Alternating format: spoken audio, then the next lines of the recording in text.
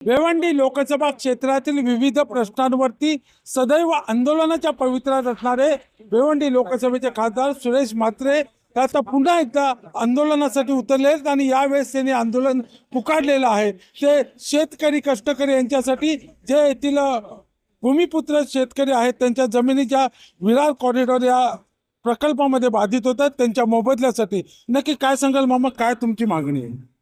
पण आमची मागणी एकच आहे, तुम्ही जो न्याय बुलेट ट्रेनला दिला, जो न्याय समृद्धीला दिला, तोच न्याय आम्हाला द्या ना, सेम रेट द्या ना.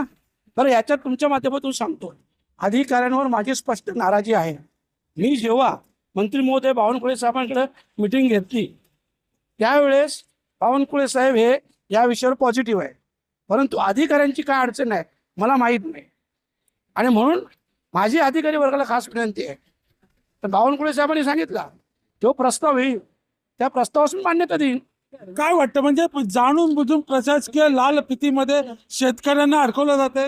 हा, हे जाणीवपूर्वक शेतकऱ्यांना अटकवलं जातं, तर हे कुठंतरी थांबायला पाहिजे. आणि लक्षात ठेवा, ह्या आमच्या वडिलोपार्जित जागा काहीशे हजार वर्षापूर्वीच्या जागा आहेत.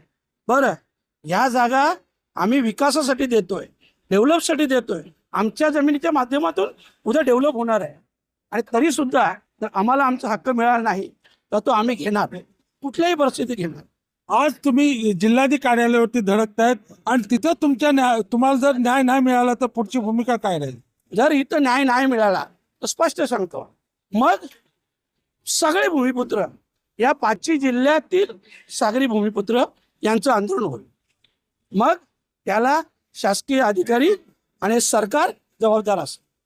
एकूणच जर आपण पाहिलं तर या येथील स्थानिक भूमिपुत्रांवरती ज्या पद्धतीनं विरार अलिबाग कॉरिडॉरच्या माध्यमातून जो मोबदला देताना जो काय त्यांच्यावरती अन्याय केला जातोय, ज्या पद्धतीनं येथील बुलेट ट्रेन असेल त्याला जो भाव दिला गेला आणि तोच भाव या ठिकाणी या भूमिपुत्रांना मिळावा अशी मागणी खासदार सुरेश म्हात्रे उर्फ बाळामामा यांची आहे. भिवंडी, संजय भोईर, TV9 मराठी.